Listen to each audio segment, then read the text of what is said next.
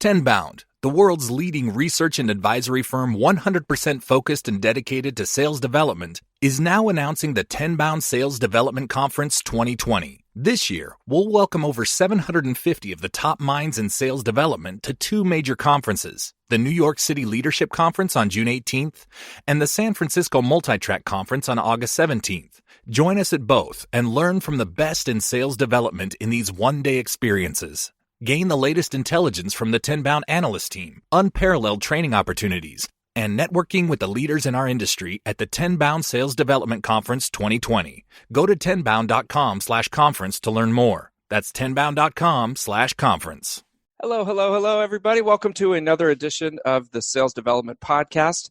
I am honored to have a guest on the show from all the way across the pond. I mean, this is really far away because I'm here in California, and I am joined today by Tim Royston-Webb, VP of Strategy with HG Insights, among many other jobs at the company, all the way from the United Kingdom. Tim, thanks for jumping on. Thank you very much. Lovely to be here and nice to meet you all. Yes, I have worked with HG Insights in the past, and David was good enough to connect us. I am really excited to dive in with you on the higher level strategy aspect of using data to form ICPs and truly, making it tactical and useful, because we're really at a stage right now in sales development where there's almost a spectrum of the ways that people use data, from the old school ways of just dumping in a bunch of data and hoping for the best to very sophisticated use of data,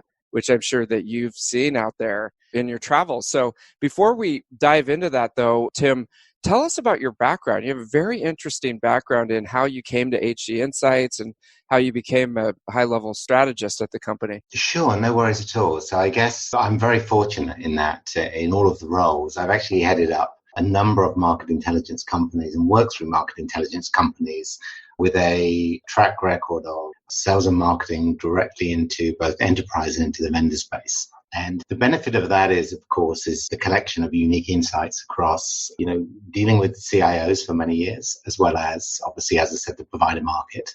And through the leadership roles, I had leadership roles working for Gideon Gartner Direct through Giga. Then Forrester, was on the executive board of Ovum, and I headed up a 300 million line at Informa. So I've been in this space a long, long time. And in all those times, really the focus of my activities has been around how do you take an organization and focus it onto a client's process to really drive impact. And that's our focus here. So informing how I became involved with HG, in effect, I was a partner at HG. I formed, when I left my last organization, again, I headed up about 7 or 8 market intelligence businesses for a conglomerate group. And through that, effectively felt that they weren't addressing the market in the most effective way. So what I did is I started forming a business, Pivotal IQ.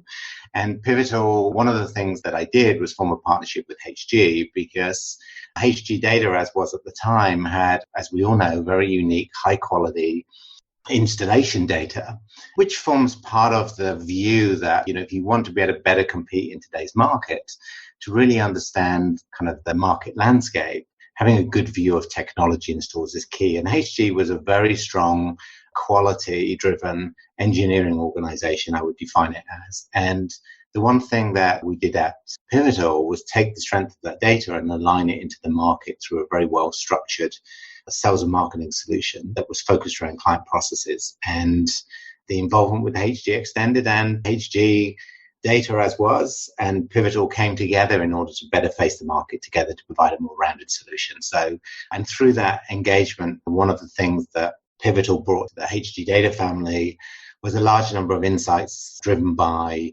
IT budgetary spend and also contract intelligence. So what bringing the three elements together actually does, it allows us to see on a global scale, what are people using, how much are they spending on it, and who's influencing that spend from the point of view of systems integrators and major IT and BPO outsourcers. So that's where the contract intelligence comes in. So it's the unison of those three elements, but we can dig deeper into that as we go through. But principally, the coming together was to do one thing, and what HG Insights does today is really focus on driving the effectiveness of a technology provider's sales and marketing activities, and that's the full gamut of sales and marketing activities, right the way from planning through to prioritization, looking at partnership engagements, competitive engagements, etc., and using our plethora of data. And there's a lot of data, not just around technology and stores, which goes much deeper, but we have a huge amount of data in our corpus that allows us to really bring huge insights to our client organizations. And hopefully we'll get to touch on some of those processes and why this is so important, what makes it different, and why indeed many organizations are having challenges assimilating data into their organizations, and how HG has a solution to address that. I love it. Thank you so much for that background. That's so funny. I didn't go deep enough into your resume because I used to work at a subsidiary of Informa like 12 years ago, and they came in and bought the group of companies. So you might have been my boss at some point a long time ago. And we had consultants from Ovum in the office, with us, and they kind of came with the package deal. And that shows you how small the market really is. But for me, the net of all of the experience, all it does is give me really a large amount of input from a cross-section of market intelligence and data organizations on the needs of the market, both supply and demand side. And really that's when you stated an interesting background that kind of shapes my strategic role. I actually focus, yes, on helping shape the direction of the business, but also my life really is spent talking with customers about their challenges and their use cases and about how to use data more effectively within the shape of their organization. So from, emerging very small organizations to very well established. In fact, we have 22 of the top 30 B2B major vendors now. And as a result of that, getting to work very closely with them gives you a huge insight into the different, sales and marketing practices and the challenges that sit within them. Okay, there's so many different directions that we could go because you've got such a wide swath of experience. But I think, why don't we start with, I hear challenges out there from kind of the end user, middle management perspective, but what kind of challenges do you hear as you're going from, I don't know where to start. Do we start with the massive enterprises or Why don't I frame some of these, and let's see whether we can do it in a structured form. So principally, I started by saying our focus is on driving the effectiveness of sales and marketing activities of technology providers, whether that is helping organizations with their programmatic display advertising, or whether that's going through to helping an organization to be able to really size and plan a market, wallet share analysis, priorities, etc.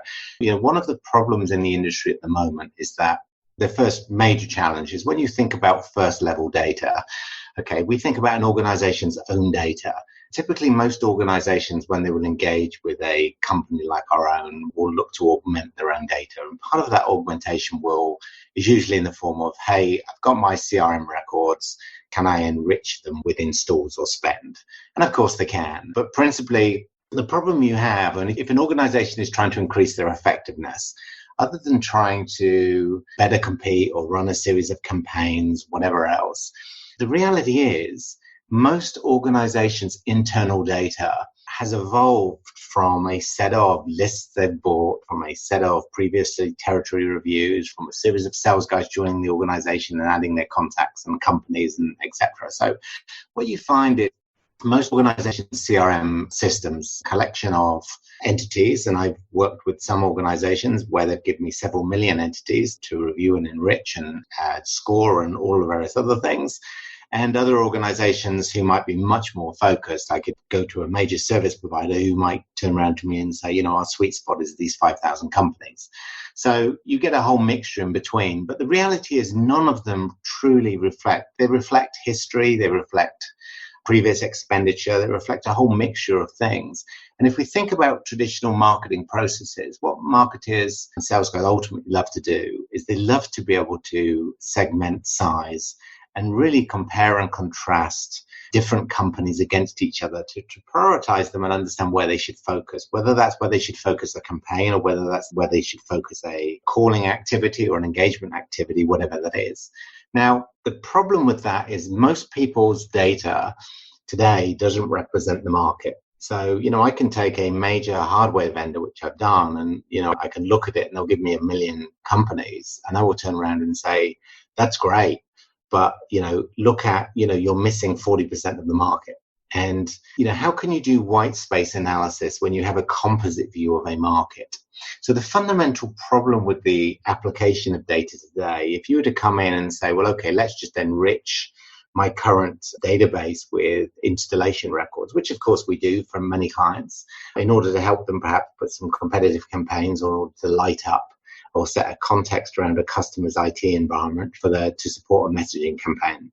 But, the critical thing is when we do a match and then we do an overlay, what we do differently and what we did differently is HG put in place a very well-structured entity, which they did with a relationship with DMB, okay, but which we then enriched and extended. And effectively, we put in place an entity structure, an entity model that represents the demand side of the market. So the strength and the structure of that, and it's well evenly distributed worldwide, is a real unique, because what that allows us to do then, when we overlay our records onto our entity set, when we use that entity set to help form our spend algorithms as well as to be enriched by our spend algorithms and our contract analytics, effectively what that allows us to do is to, by overlaying that onto a client's environment, we can very, very simply see where's the white space, what don't you know? And one of the greatest challenges in today's vendor supplier landscape is the fact there's a huge amount of knowledge that they don't know. And the first thing that every vendor does is say, enrich what I know. And that's fine. Give me more insights into what I already know is one approach. And it's an approach which certainly gives you an uplift. The next approach is, okay, show me what I don't know. I don't just mean what I don't know from an installation footprint or a spend footprint to help me prioritize my existing base, but help me understand the accounts which are more lucrative to me that I just know nothing about today because they haven't evolved through that CRM build. And, buying in another list might pick some of them up, but of course you end up duplicating and doing all sorts of other things. So what we do with our customers, and the reason why what HG has done, which is fundamentally different, it has built a set of foundational data which is well structured and allows for easy segmentation and analysis, so that when you overlay it onto your own environment, it's very, very easy to then enrich your environment, both with what don't we know, but also help me set then a context, both through overlaying onto the new accounts, but also my existing environment, help me compare and contrast my own environment with that wide landscape. So I can get a better view of which markets I should engage with, how do I prioritize them, how do I size them, how do I engage with them. And it's only by having a very well structured view of the end user market that you're able to do that. Now, the other thing that HG has done, which is very different, and by the way, the traditional approach to this, or the new approach seems to be, if you look at all of the evolution of the CDP players, whilst we look into trends in the market, the approach seems to be, we have a hairball in our CRM data. Let's put a technology solution over the top that allows us to somehow try and find some sense and some context through all of this data, through our own data, through enrichment and all the other forms of data out there. And in the hope that contextualization will give a further uplift. The problem is, again, you're still bringing a technology solution over an unstructured data set. And that's fine, but you've still got to bring some order and structure to it. So what seems to happen in the data world is that lots of people have forgot that traditional sales and marketing, I'll come back to my first point, is really formed around the ability to very cleanly segment companies and opportunity data, sales data, whatever data we have, to be able to segment it in a clean way such that you can use it to surface really strong insights to better plan, to better run better campaigns, but also to be able to prioritize more effectively and to, as you review your territories. When you started this and we kind of talked around what are the biggest challenges, the biggest challenges for our customers today, or for the vendor landscape today, that is working with, I would say, traditional first level data without that structure, is how in that environment do we identify What don't we know? How do we identify the white space? How do we compare and contrast our own data and our own environment when, in fact, we have our own lots of duplication? We have not us. I mean, I'm talking on behalf of the vendor. When they, in fact, have duplication, they have lots of unstructured content, etc. And, inaccurate firmos and all the various other things. If you merely augment that with additional data and you don't have an ability to segment it, how do you really do territory prioritization? How do you try and identify which companies are really best suited to buy when you can't categorize them in a very clean and efficient way? And so what we do at HG is really work on the whole spectrum of, it's not just about the strength of our data, which is gold standard. It's how do you take that best-in-class data and really activate it within the client's environment. And that requires two things. The activation requires the best process to help support the activation, which, again, we work with our clients on and really bring that, as well as the best tools. So we have a range of tools, activation tools that run from programmatic audience, whether that is a LinkedIn connection so that we can light up a segment very easy, either in Marketo and take it all of the way into LinkedIn very, very quickly.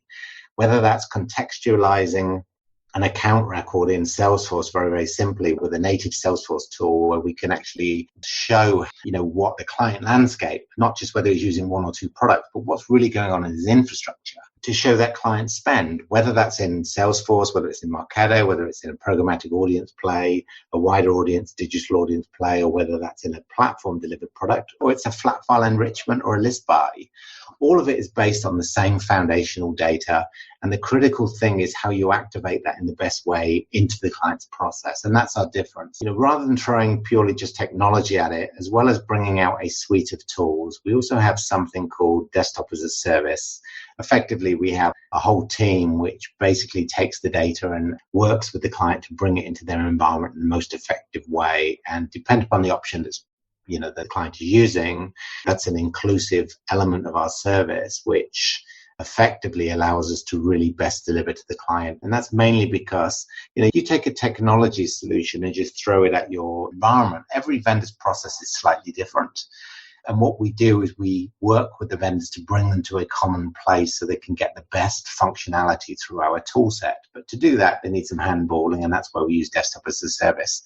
But really what it comes down to, and as I said, back to your first point, is what are the challenges?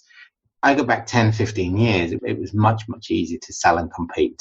You had a client's infrastructure where a client would buy, a suite of products from a mixture of vendors. You're in a landscape now where clients have, swapped out traditional on-premise infrastructure for cloud infrastructure, and that continues apace. We're in a situation now where clients are now looking through using RPA and a whole mixture of other solutions to start now, are going through, again, the similar pace for digital transformation. And so what you're seeing is you're seeing massive infrastructure change, and you're seeing traditional vendors really geared up for, how they have a discussion with the client around a particular product or a product solution, and yet really with no context around what's going on in that client environment. So, one of the strengths of the installed technology that we have is the fact that we profile 10,000 products in the customer, and using that to provide a picture and a context of that customer's installation environment. So whether it's a marketing campaign or a salesperson, or whether it's a sales operations person to really understand how they need to prioritize and plan their territories, we can very quickly query what is now 100 million plus installations to provide a very structured view of a market, of the company composites within it, to really then say to the vendor, here's your solution. Let's look at your ICP. Let's profile the companies and the environment, of those customers and prospects, or even of your competitors. And let's use that to prioritize and help us, let us help you to use that data to cross your whole sales and marketing activities. As I've said, whether that is in the simplest way just to buy a list, we can use the same data to define the right companies, to realize which companies to enrich and apply, all the way through to we can make sure that when you're, if you're using LinkedIn programmatically, rather than just putting a LinkedIn campaign across every CIO about a particular message, why not target the companies who have a particular technology installed or a particular profile of technologies? So we know they're going through digital transformation, so let's target those. And this requires very well structured data at the core to be able to effectively light up. And this is a lot more than, yes, we can do from the very simple, as I've said, enrich a single account record or take it all of the way. But the strength of this means is how you use data and how you mature through the use of data over time to bring this acceleration. We have customers now who are seeing 8 to 11, just under 12 times better return rates on their campaigns by contextualizing their campaigns through our data and using our insights to deliver that. We're seeing 3 times improvement in win rates, 3 to 5 times improvement in win rates and shortening of sales cycles. We have one customer who's shortened his sales cycles by an order of 5. And is achieving that through really making sure that their campaigns and the focus of their activities in a very well structured and prioritized way is that they're able to contextualize their discussions, have worthwhile discussion, be able to identify, the right companies, the right engagement points to really accelerate. And that requires not just the right data which we deliver, but the right data delivered in a way which you can really put into your process in an effective way to accelerate and then, to improve the effectiveness of all of your activities, not just, one part of it, but, whether that is one part or all, we can help light all of that up in different ways. But it's a long answer, but hopefully that helps to at least position that data is important, but as is activation and as is understanding a vendor's process to understand how we can bring these huge insights to bear on an organization to make those sales and marketing processes more effective. Got it. And so give me an example, like say a mid-sized company, they're experiencing the usual challenges that you mentioned. And, where do you enter the process and who do you work with and where do you start? Sure. So, let's not talk about budgetary holders, CMOs and VPs of sales and chief commercial officers, but let's get down into where they're doing, the core people who have to operationalize this. So whether this is sales ops or marketing ops, which typically is where a lot of the engagement happens, the engagement layer. And typically what we will do is we will start with, as I've said, a lot of customers, especially tend to be, when they first engage with data, they're used to buying in lists and a whole mixture of things. And as a result, I would say the data maturity layer when they first are introduced is, I won't say immature, but earlier stage. Now, what that effectively means is, they will come to us and we will start by enriching records, helping them identify who the competitors are within the given market, helping them identify, what their potential ICP might be, which typically comes at second stage, where they say, okay, so we know our competitors, we've run some campaigns. What we really want to now do is, we want to make sure they're more targeted. So what we will do is we will then focus to help them understand about their own ICP. That comes in a mixture of ways. We might use our own data or their data to interrogate their client base. The nice thing is using installation data, we can turn installation data onto itself. So I can look at the installation data, for example, of a customer, and then I can say, okay, these are your customers. That's great. These are your competitors' customers. But let's look at the infrastructure within your competitors' customers or your own customers to really understand why you've been successful. Are there some particular infrastructure signals? Do you tend to have success in big companies, mid-sized companies? Do you have companies, a success where those companies have gone through a particular transformation? Do you have success? Do we see you more where we see other products in place? So what that allows us to do is to start to build a picture of an organization's footprint. And then from that, what we will do is we will say, look, we can first of all enrich. If this is the success, let's do 2 things. Let's provide a wider enrichment beyond a small subset of products, where we might provide an enrichment of 20 or 30 products, which we believe are the impactful products across the market for that particular vendor that marry to their ICP. A mid-sized vendor, I would come and I would say, okay, we found, these other 10 or 15 products or vendors tend to be instrumental where you have a foothold. So we know, for example, that some customers work well in a multi-cloud environment. Some vendors work well where there's a particular stage of digital transformation. Some will work well, where they see Azure or where they see a particular document management system or similar. Once we find that and we pattern, what we'll also then do is look for particular partners they may well have, because again, that's very useful. So we can light up where we see a partner in a particular company, and that's useful so they can go hand in hand with their partner into that account. So there's a mixture of enrichment that happens and identification that happens. And all we're doing is we're starting to build sales and marketing plays. Once we have the data, We will then use that and we will provide, some customers want enrichment. Some customers will look and say, well, look, I've got my 300,000 companies at the moment. That's where I'm focusing. I'm not really interested in white space. I want to go for deeper penetration in those customers. So in that case, we will do that enrichment and help them to better understand that client landscape. For customers that then want to say, well, okay, I want to see the wider opportunity set, we will then look wider into the marketplace, take the same ICP across, and then we will bring back to that company, here are the X number of opportunities which we think directly map onto your ICP that you should really be profiling. Now, because we also do, as well as in-store, we also do spend. With that budgetary spend, we can use to then light up around what that customer's, it's a proxy for what that customer's physically spending, and using that to then turn around and helping that customer to prioritize from the point of view of, their ICP alignment and also what they're spending. It's a very quick exercise. It's quite a simple exercise because the data is so well structured, and that overlay onto a mid-market customer's environment in that form. What that does is not just help you using that data enrichment to inform your campaigns, but using those, what might be 10, 20, 30 product enrichment. Could be 1, 2 product enrichments. If I turn around to you and say this particular customer is using X, Y, and Z, and he's at this stage in his transformation, what that will do for you when you do a calling campaign is, the sales guy suddenly has a context because we've contextualized that customer. He has a context for his discussion.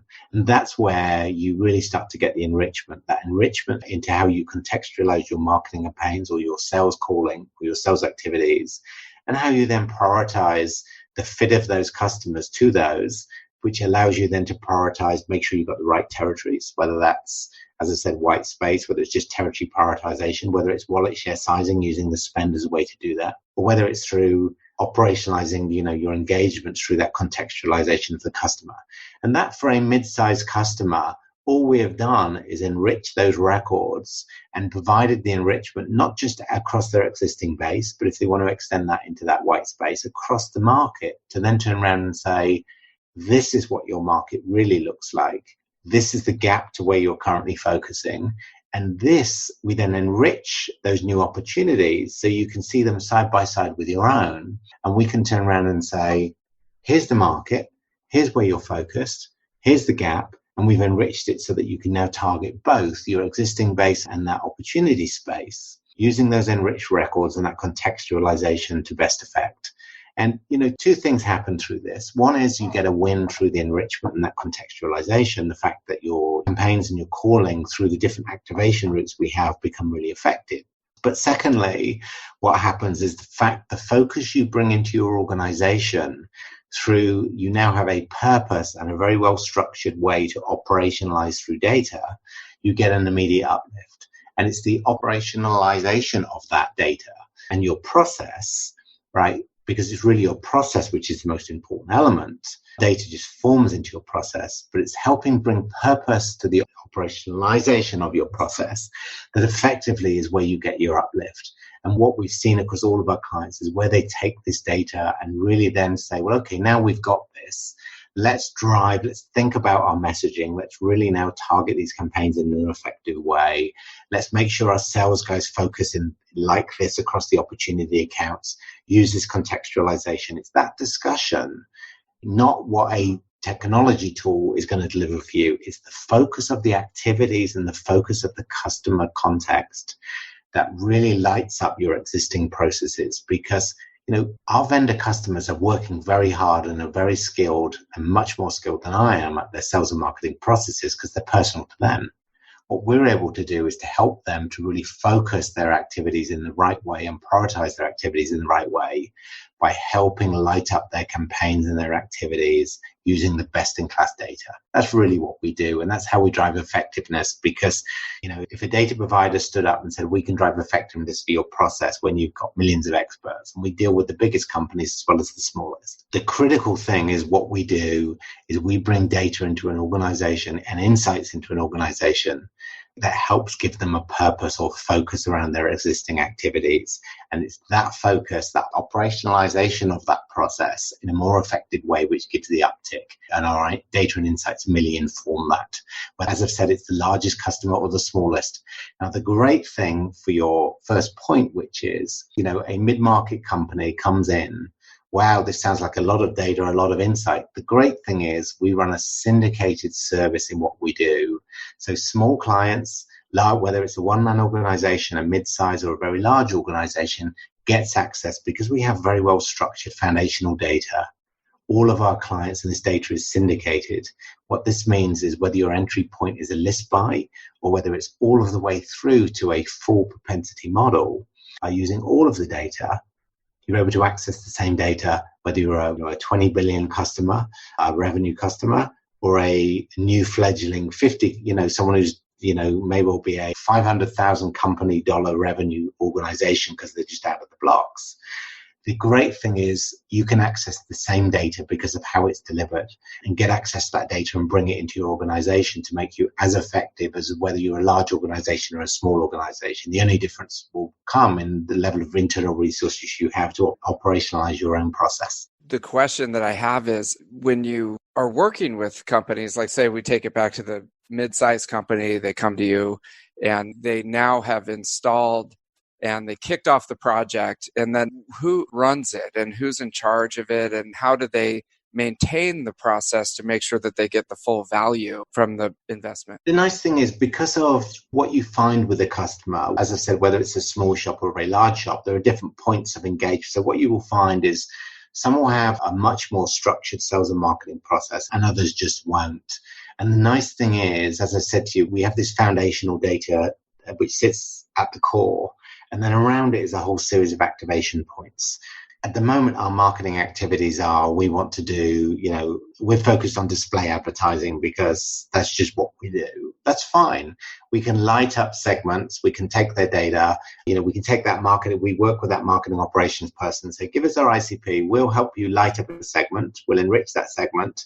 And then with one button click, you can take that segment straight into LinkedIn, into Sales Navigator. We have a native link with LinkedIn, which we're one of the first to have.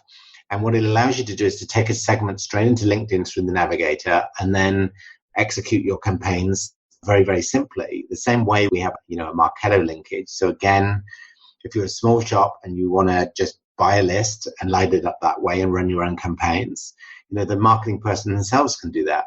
On the other end of the spectrum, if we're doing just done a propensity for a huge organization, multi-billion in size, who really wanted to look at the whole worldwide landscape and really, to score and prioritize the whole worldwide landscape. Well, in that, there are a whole series of stakeholders involved. So the level of engagement depends upon the activation point. The engagement may well be, as I've said, on the one hand, it could be, if it's an audience play, it could be with a digital marketeer. And then as it moves through, it could be with a marketing ops person or a sales ops person, the sales ops person who might want to prioritize a territory or say, well, okay, look, my entry point is just enrich my Salesforce records. Or it could be a sales VP who says, give the data to my sales guys in a structured way in their Salesforce environment so that they can have a context when they call a customer. We flip on a switch on Salesforce and effectively we have a native integration. And all of a sudden, if their ICP is, hey, I want these 10 products. If a customer, when I bring up a contact record, if that customer or that account has a particular product installed, I want you to tell me about it. Now, the other end of this is you might not be a customer at all. And we have some tools like HG Focus, which you'll find referenced on our site, and Discovery tools. These are Chrome plugins. So HG Focus allows you to put a Chrome plugin in. You put a URL in your browser. Automatically, our tool will allow you to surface so many products through that tool and light them up within again, we even have major, multi-billion dollar clients using that Chrome extension, the sales guys using that Chrome extension, and, because that's the way they like to work. So however you like to engage and whatever that internal audience point is, the critical thing for us, the front and center, and the reason why HG Data moved to HG Insights is because to derive insights and to be able to drive, to really get effectiveness, as I've said to you, it's about how you activate process. And so we will work, whether it's on a campaign or whether it's, and that campaign, the person who runs that campaign is executing through one of our activation tools, because they're very easy to use tools, whether that's in a Salesforce or a Marketo or a LinkedIn or whatever, or whether it's a platform play.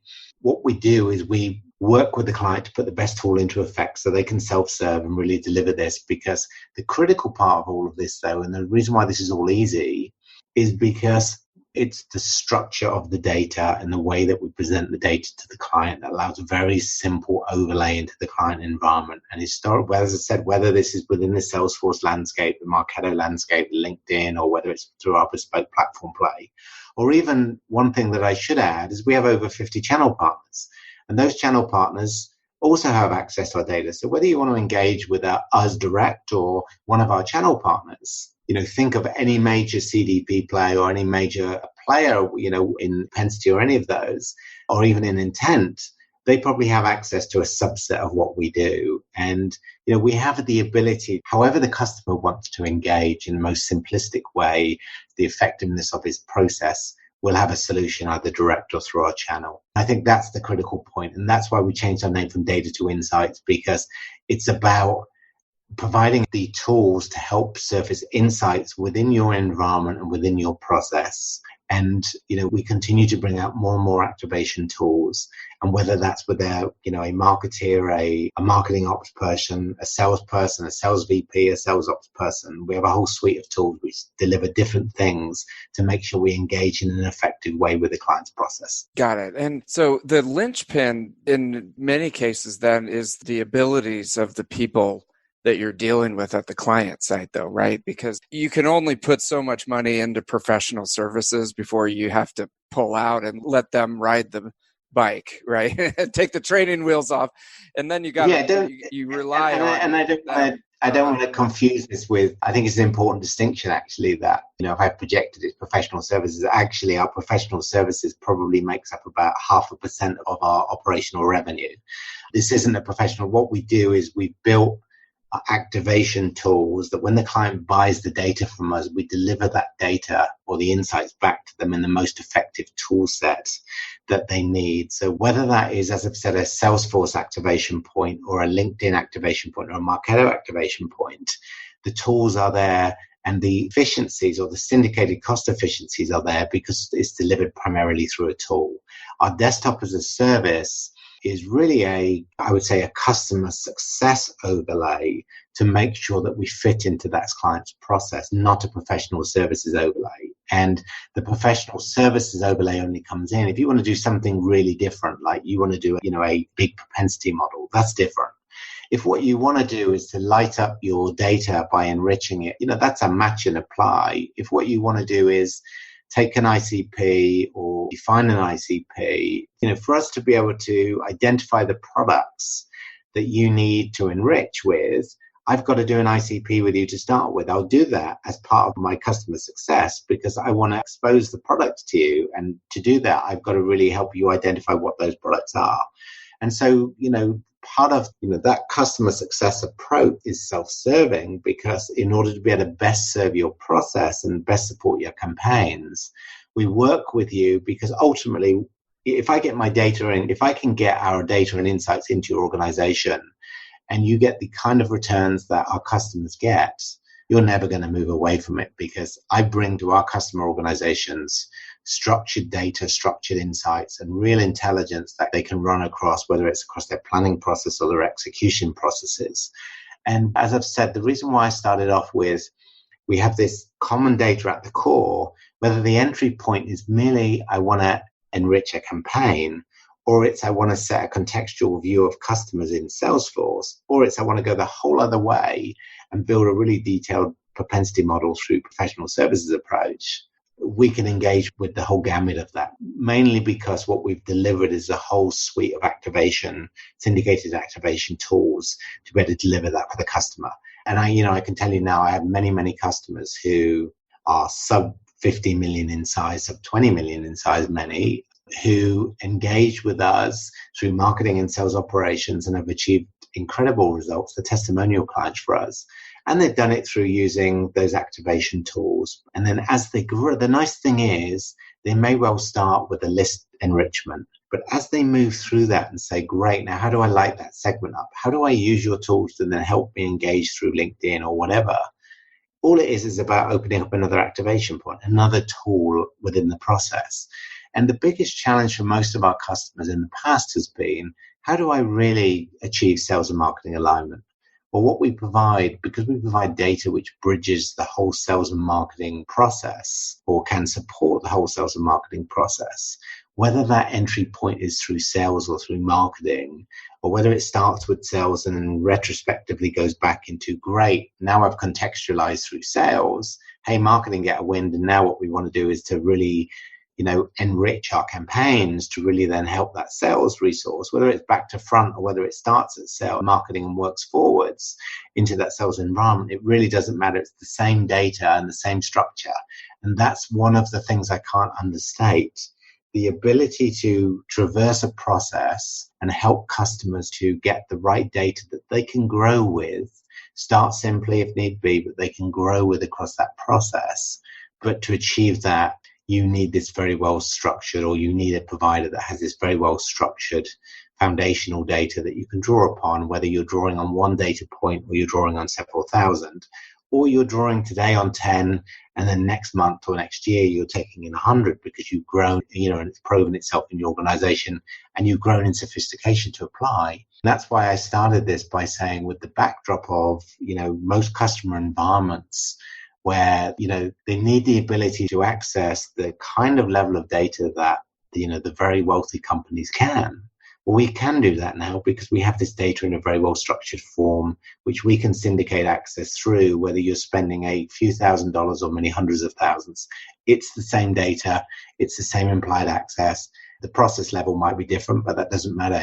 We grow with clients, and the HG has been around for many, many years, and it's established itself now as the de facto. And as I said, we have clients spending, a very small amount to others who are spending. And that's because, we are there for them to help them grow and penetrate the market in the most effective way. So, as I started, whether it's a list buy or it's an end-to-end process, we can help every customer. Yeah, I'm curious about that. So I've got a very unique audience that I go out to talk about Tenbound, and we have 6 employees. So can you help us? I think, I think the critical thing is, first of all, understanding your market. We're not quite at $1 billion in revenue. No, not at all. For yourselves, I think it's a great use case. So let's look at that. So, our primary focus, of course, is patterning the installation spend and contracts of enterprise companies, right? Or enterprise and non-commercial companies. Now, vendors themselves are enterprises. And the one thing that we do from our side, the way that I profile vendors, of course, is much more from the point of view of,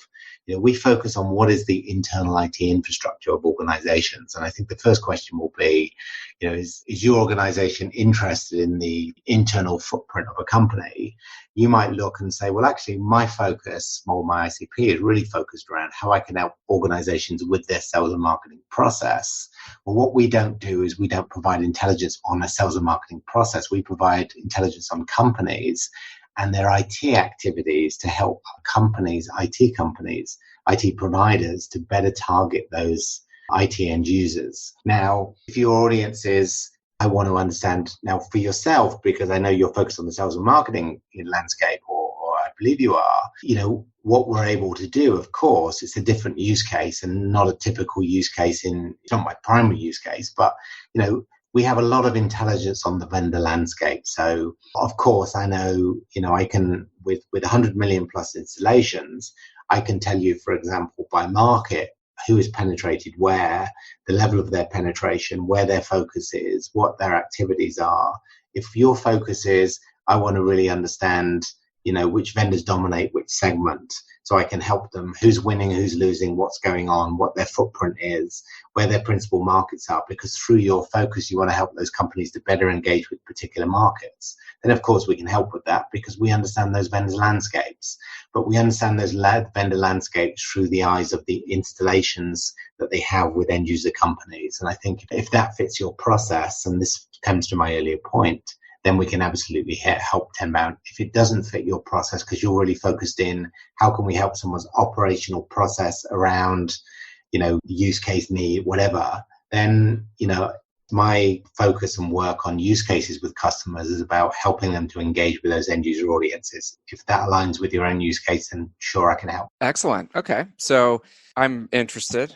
I'll take it offline though, definitely, because, it sounds like an amazing solution and what a wide swath of the market from massive enterprises to tiny companies. I think my frustration in the market and why when we started this, I formed Pivotal was because there's a danger out there, right? That there are the data landscape. There are so many providers peddling data. And there are so many providers who are doing it, you can buy lists everywhere and data is becoming commoditized. And the big problem for that, and many vendors' own internal data is becoming commoditized. And the big problem of it is just very simple because data is valuable and and data and insights are only valuable if you're able to surface it within your process. And what we have done at HG is bring our data together in a structure that allows for very easy integration into a vendor's landscape and process. As I said earlier, if you don't operationalize that data or you don't operationalize, if your sales guys don't use the data that we have to contextualize the discussion and you don't use that data within your campaigns and you don't use it to help your messaging or whatever, you're not going to get a realizable benefit. You're just applying data and overlaying data without any operational gain. So, as I started this, where the biggest impact comes is not just through what the data says, but it's also when you apply that data internally and you give yourself a purpose where you turn around and say, we've got this great data. Let's now run some focus campaigns. Let's help contextualize the sales message. Let's put this in front of the sales guy so when he calls, he knows what to say. What an upkick. And what makes us different is the fact that we as a unique provider see the marriage of process or customer process with data, structured data. And we've focused on for the last 3 or 4 years on how we orientate our data to best fit into that kind of process in a structured way. So it's the first time as a marketeer or as a salesperson, I could, for example, very simply show you, I could take SAP, I could show you their installation footprint probably within 30 seconds. I can show you it. I can then break it down by market, by size band, by revenue size band, by employees, size band, by industry, by segment. And I can take all of that and I can then turn around and say, how does that compare against Oracle's? How does it compare, by the way, against 10,000 other products? How does it compare against? So if you're a vendor operating in the security space and you want to understand, who's dominant by which market within the security segment, and where the gaps are or where the weaknesses are, you start to see how this data, because of its structure, really simplifies how you can and empowers how you can view a market very, very simply. The reason why, coming back to the point, this isn't a professional services play, but why this is so easy to engage with your process is because this isn't a hairball of data. This isn't as applying a technology solution, a CDP or anything, and just saying, hey, let's try and see what we can find in the data. This is taking data in a very structured way and saying, let us light up your internal data and really show you how you can use our enriched firmos, our install spend, etc., and use that to segment this data very, very cleanly and run campaigns more effectively and all very, very simply because the data is well ordered and structured. And when I say to you literally with 2 or 3 button clicks that I can take SAP's customer base, segment it by market to that degree to 6 different, I can break them down to just about every order of magnitude in every industry. That only comes because you formed your data and you built it bottom up and ordered it in a very structured way. And it's the power of that when I overlay that into a vendor's landscape through the tools we have, not physically, manually through PS or anything else, but physically through those activation tools, that whether that's Marketo or Salesforce or anything else, wow, you bring that in the landscape where someone can suddenly see it and say, wow, and if you want to see it, as I've said for the audience here, you can have a look at HG Focus. Very, very simple. It's a Chrome extension. Put a URL in, put the products you're interested in, watch what comes back, and you'll start to see how you can contextualize, even at a domain level, very, very simply. And if it's simple as that, imagine you overlay that into your sales and marketing campaigns, into your sales discussions. Look at the difference that makes. So there's a takeaway there from this, which should be a huge value for all. Have a look at HG Focus, the Chrome extension. But if not, come and talk to us, and we will show you in a very simple engagement how we can really help you with your challenges and accelerate help you make your sales and marketing more effective and really accelerate your revenues and do it in a cost-effective and time-effective way. I love it. I am plugging in HD Focus to my browser as we speak. Sweet. And, I really recommend it, and just look at the power of it. So hopefully that was useful to you. I love it. I love it. And our target is using a certain technology, a pair of technologies. And so this is something I can use immediately. But I just appreciate you giving us the background and diving into how the landscape works and the challenges. And we just appreciate you being on the Sales Development Podcast, Tim. Thank you so much for having me. And how can we get in touch with you if we want to learn more about HD Insights? Yeah, I think the easiest way is advocate of sales and marketing effectiveness. HGinsights.com is our website. And through that, we have Groove and a whole series of other tools which will allow you to have a very quick engagement with the organization. And the reason why I point you through the website merely is because what it allows us to do is we obviously have very well structured processes ourselves. And what it means is we can route any inquiries to the best place and make sure we get you the best outcome very, very quickly. So that's HGinsights.com. Perfect. Well, thank you very much. I know it's getting late there, so we'll let you get on with your Thank you for your audience for listening to me drone on. And thanks again for being on the Sales Development Podcast, Tim. Not at all. Thank you, David. Thank you for listening to the Sales Development Podcast, the only audio forum 100% focused and dedicated to sales development, with your host, David Delaney. Please be sure to subscribe to the show on YouTube and take a moment to leave us a review on iTunes. Your support makes our show possible. If you are struggling with your sales development program, contact us at tenbound.com for a no-obligation exploratory call. Again, that's tenbound.com.